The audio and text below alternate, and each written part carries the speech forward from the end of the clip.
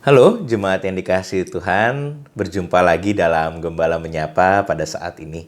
Saya sedang ngeteh.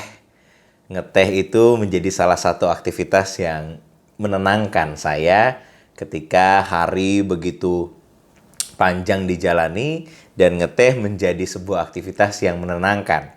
Karena perpaduan antara rasa pahit dan manis yang terdapat dalam teh, yang berbeda dari kopi kalau menurut saya.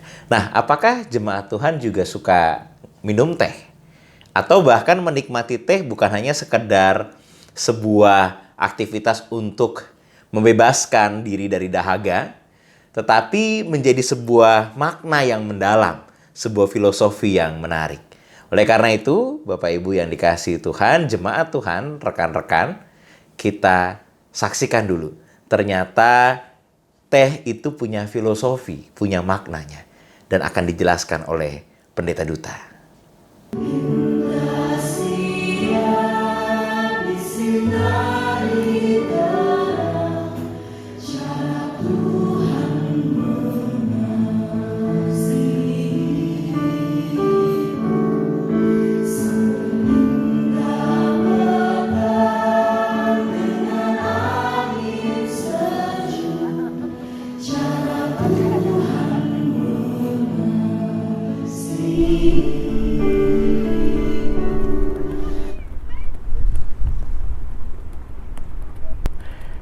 Jemaat Tuhan, saya ada di kebun teh di daerah Pangalengan, wilayah yang bernama Wayang Windu.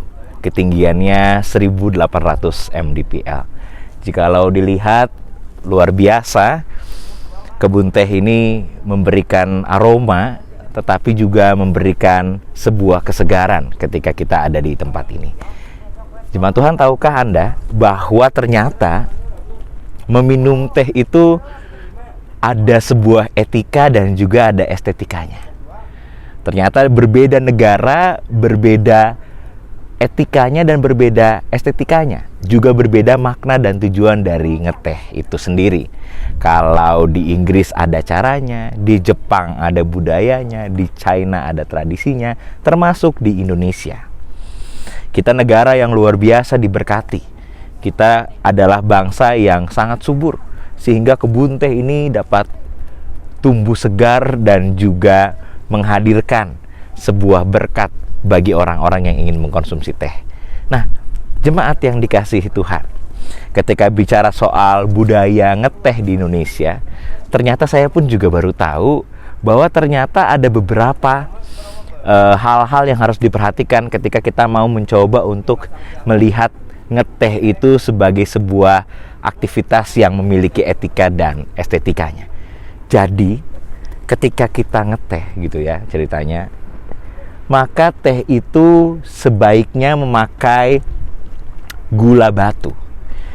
Nah, gula batu yang kita ambil lalu dimasukkan ke teh itu tidak boleh diaduk dengan sendok, tetapi mengaduknya adalah dengan menggoyang-goyangkan cangkirnya seperti itu, lalu menikmatinya. Tentu kalau kita mau mencari rasa manis akan jauh lebih lama dari pola atau cara yang seperti itu. Tetapi ternyata pola atau cara seperti itu punya tujuan, yaitu bahwa ngeteh dengan gula batu yang tidak diaduk dengan sendok akan membuat rasanya menjadi berbeda. Ketika kita ngeteh di seruput awal, maka rasa teh itu akan pahit. Tetapi perlahan-lahan dengan tentu panas air itu, panas teh itu, maka lama-lama dengan tentu mengaduk-ngaduk atau bahkan beberapa kali menuang tehnya, baru perlahan-lahan akan terasa rasa manis yang sangat nikmat. Nah, jemaat yang dikasihi Tuhan, ternyata itu punya makna. Bagaikan kehidupan ternyata. Kehidupan tentu setiap orang ingin manisnya duluan. Tetapi filosofi ngeteh seperti tadi menegaskan dan menyadarkan bahwa kehidupan ini memang tidak jarang diawali dengan peristiwa yang pahit. Tetapi dengan usaha, dengan semangat, dengan daya juang, disimbolkan dengan tadi ya, menggoyang-goyangkan cangkir itu, lama-kelamaan akan terasa rasa manisnya. Dan rasa manis itu yang membuat ngeteh itu menjadi sangat nikmat, dan yang menyadarkan bahwa kehidupan ini akan ada sebuah keindahan. Tetapi tadi dengan daya juang, dengan iman, dengan semangat untuk mencapai sebuah kehidupan yang manis atau kehidupan yang indah itu.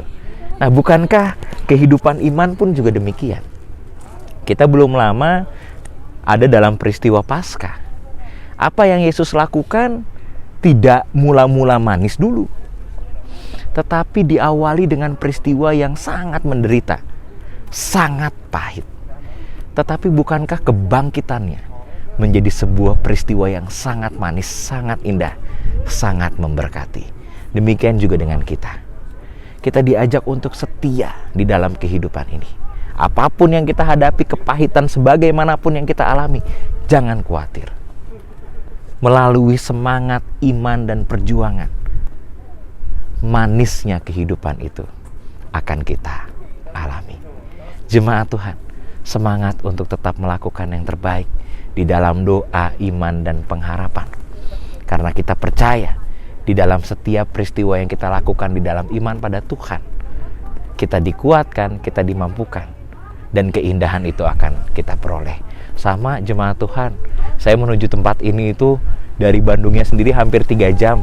Malah tadi nyasar, salah jalan. Hampir putus asa. Karena kok jalannya jelek, lalu kok nggak sampai-sampai gitu.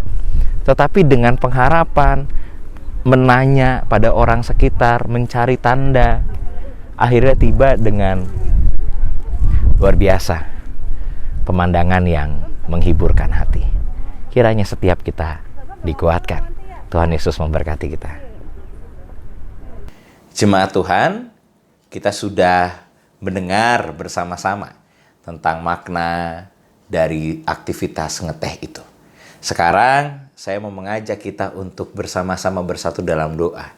Doa ini mau kita nyatakan untuk mendukung dan memohon pertolongan Tuhan bagi rekan-rekan kita, saudara-saudara kita yang terdampak bencana di NTT, maupun mereka yang terdampak gempa bumi di Malang.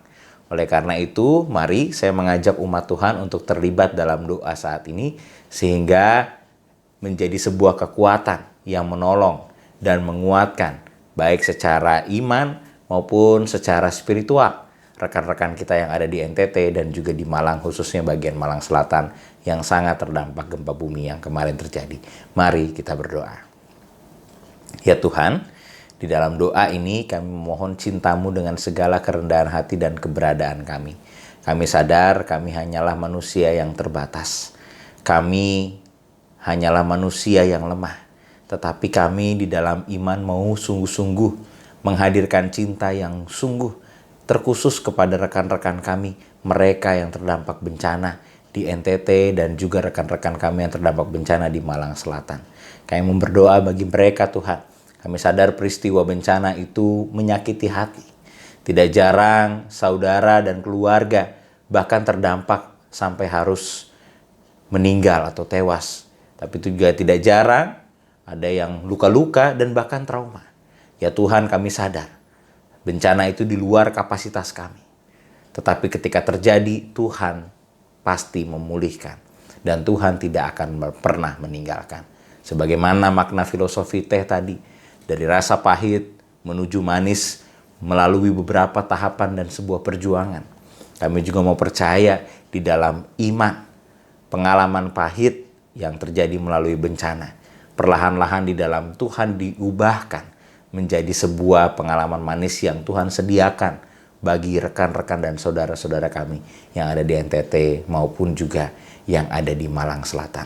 Oleh karena itu Tuhan, pulihkanlah hati mereka. Pulihkanlah jiwa mereka, mampukan dan kuatkan mereka untuk dapat bangkit kembali.